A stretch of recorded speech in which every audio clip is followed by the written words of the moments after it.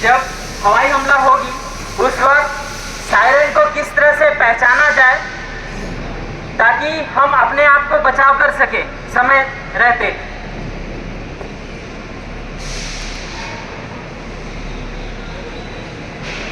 ये 3 सायरन जो थोड़ी सी स्लो के बाद हाई होगी, फिर स्लो, फिर हाई, फिर स्लो, फिर हाई, 3 बार होगी, वो इस प्रकार।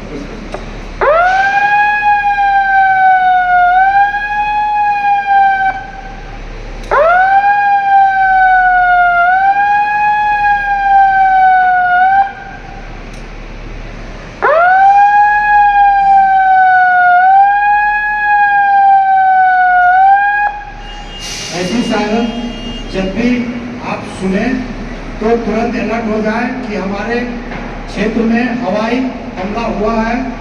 तुरंत अपना बचाव कुछ इस प्रकार करेंगे। आप जिस जगह भी काम कर रहे हैं उससे सुरक्षित प्लेन एरिया में आ जाए। वर्कशॉप के अंदर में है तो सुरक्षित प्लेन एरिया में आ जाए और कुछ इस प्रकार लेकर अपना जान का रक्षा करें।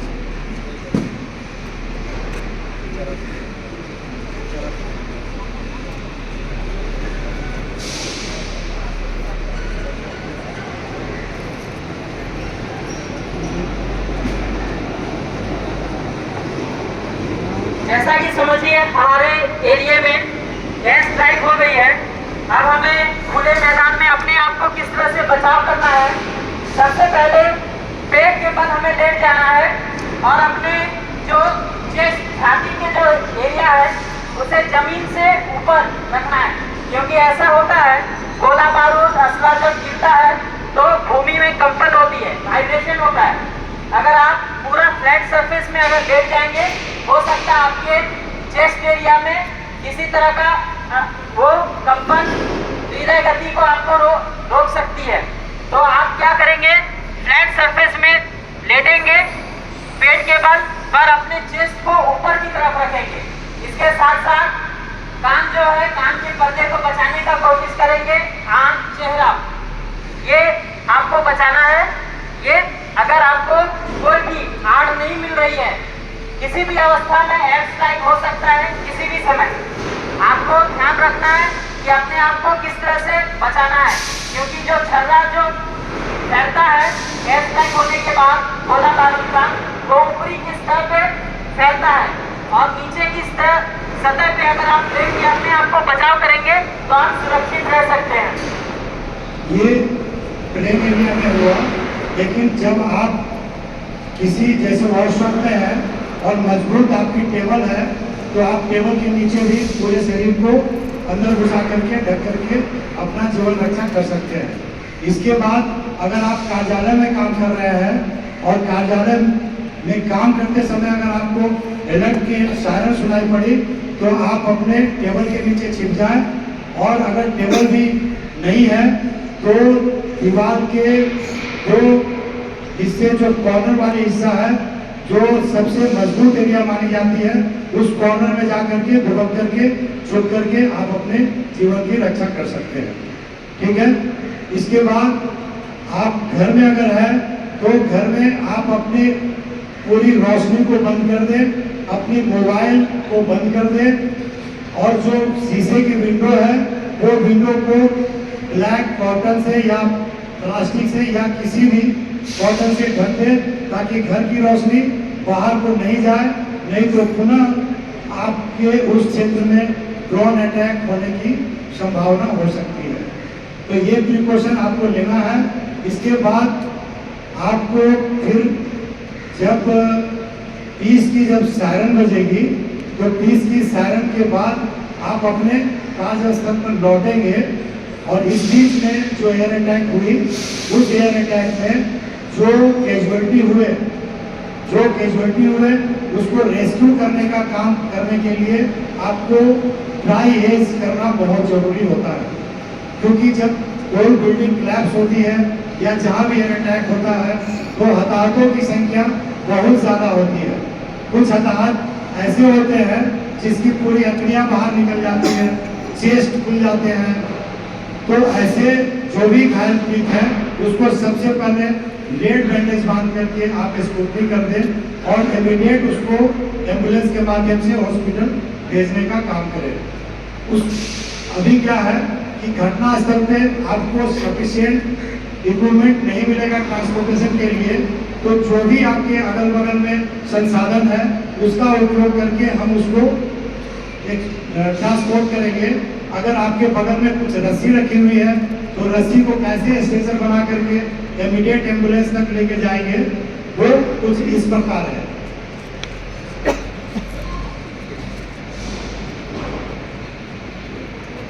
मेरा दिखाने का तात्पर्य ये है कि घटना स्थल पे जो संसाधन है उस संसाधन का प्रयोग करके हम पीड़ित का लाइफ रेस्क्यू करने का काम करें।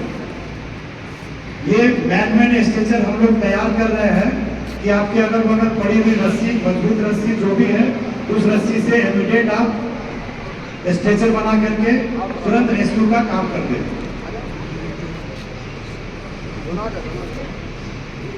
रस्सी को यूज सर में ऐसे इसको बिछा देते हैं। तो देखिए घटना स्थल पे हमें रस्सी मिली और हमने रस्सी का स्ट्रेचर के रूप में प्रयोग किया और ये आसानी से कैजुअल्टी को एम्बुलेंस में हम चढ़ा करके हॉस्पिटल भेजने का काम हम लोग कर सकते हैं और ये बहुत आसान मेथड है।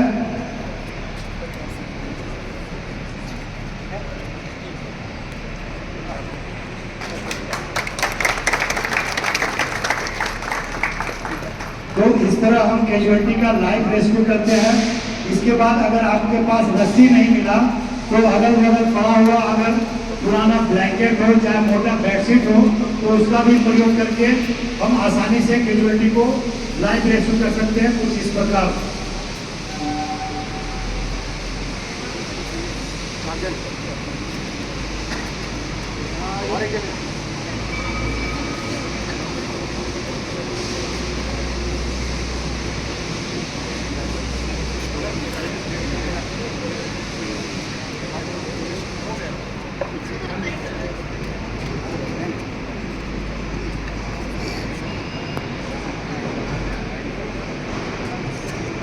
ये मैनमेड स्ट्रेचर है, हमारे पास संसाधन नहीं था, लेकिन जो भी वेस्टेज मटेरियल था चाहे जो भी संसाधन था उसका उपयोग करके हम इमीडिएट रेस्क्यू करने का काम कर सकते हैं।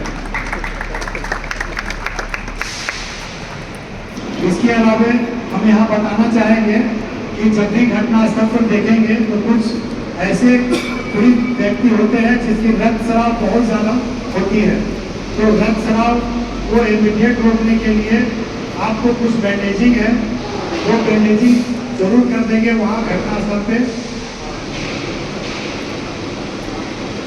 और दूसरा कि हम लोग समय समय पे आपको फायर का प्रशिक्षण देते ही है। इस फायर प्रशिक्षण के दौरान आपको हम बता दें कि जब भी एयर अटैक होगी तो इस एरियाज में छोटी छोटी आग चारों तरफ फैल जाएगी, तो आपको ये जरूर ध्यान रखना है कि छोटी आग को प्राथमिक अवस्था में ही उसको बुझाने का काम करें और जो आसानी से बुझाया जा सकता है कुछ बकेट पानी डाल दें, कुछ बालू का प्रयोग कर लें और नहीं तो हमारे पास फायर एक्सटिंग्विशर भी है, उसका भी प्रयोग करके इमीडिएट छोटी आग को बड़ी आग में रूपांतरित होने से पहले उसको बुझाने का काम हम लोग कर लें। तो इतना तय है कि हम लोग अपने राष्ट्र की संपत्ति का बड़ी से बड़ी नुकसान होने से बचा सकते हैं। इसके बाद अब हम आपको पीस की सायरन को सुनाते हैं। वो पीस की सायरन कुछ इस प्रकार बजेगी। एयर स्ट्राइक होने के बाद आपको कैसे पता चलेगा कि हमारा एयर स्ट्राइक बंद हो गया है? उसके लिए भी एक सायरन बजेगी जो लंबी कम से कम 1 मिनट 1.5 मिनट तक बजेगी। वो आपको पहचानना पड़ेगा कि अब एयर स्ट्राइक इस एरिया में बंद हो गया है।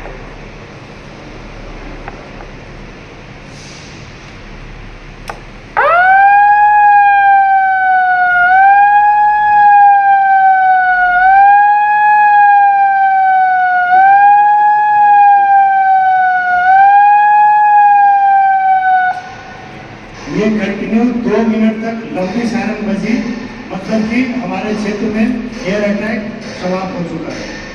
ठीक है, इसके साथ ही ये जो प्राथमिक जो सावधानियां लेनी थी उसकी जानकारी सिविल डिफेंस आज सुबह से स्कूल और कॉलेजेस में के साथ साथ बाजार में और रेलवे स्टेशन में देने का काम किया। इसके पीछे मुख्य मकसद ये था कि हवाई हमले के समय में ज़्यादा से ज़्यादा लोगों की जान की रक्षा किया जा सके। और इसके साथ ही सबको आमंत्रित करेंगे कि दो सब सुरक्षा के दृष्टिकोण से जरूर रखें।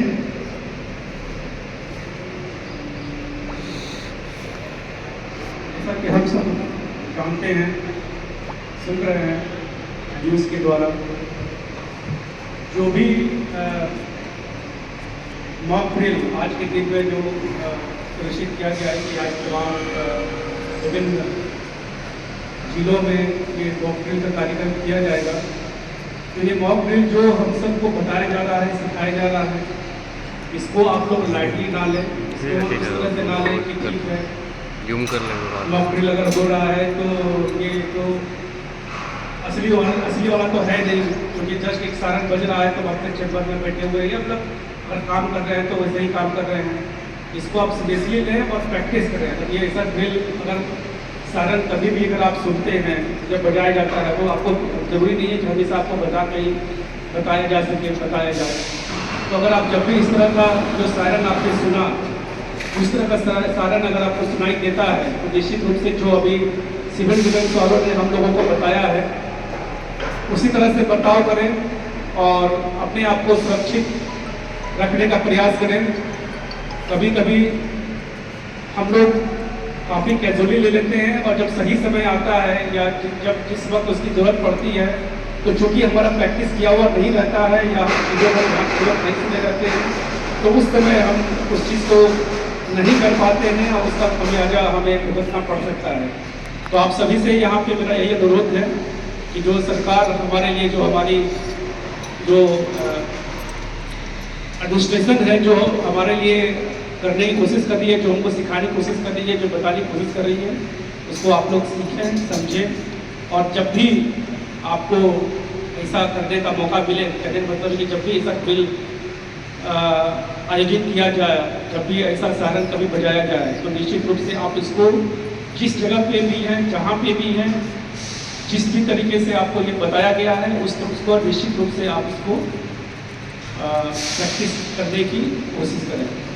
इसी के साथ मैं यहाँ जो सिविल डिफेंस वाले लोग हैं, उनको भी मैं जो वो लोग यहाँ पे आकर के आए, हमें बताए, उनके लिए उनको मैं इस परिसर की ओर से, इस केएलएस डाटा की ओर से आप सबको मैं धन्यवाद देता हूँ। ये निश्चित ही हमारे लिए, हमारे जीवन को बचाने के लिए बहुत ही अहम सुझाव है, जिसको हम लोग निश्चित रूप से इसको परिपालन करने की कोशिश करेंगे। धन्यवाद सर। छोटा सा हम लोग के लिए जो वरदान साबित होगा, अगर एयर अटैक होती है तो हम लोग के लिए जो आने जाने के समय में जो आरओबी जो बना हुआ है, ये बहुत ही सुंदर जगह है, जहां हम लोग 1000 की संख्या में एकत्रित होकर के उसके नीचे बैठ करके हम लोग अपना जीवन रक्षा कर सकते हैं। इसके अलावा हम लोग का पीठ एरिया भी है। इसके अलावा जो टेबल वगैरह बना हुआ है, जो मजबूत टेबल है, उसके नीचे भी हम लोग कर सकते हैं।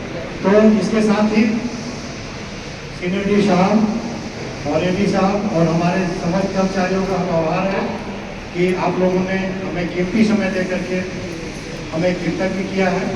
इसके साथ ही बहुत बहुत धन्यवाद।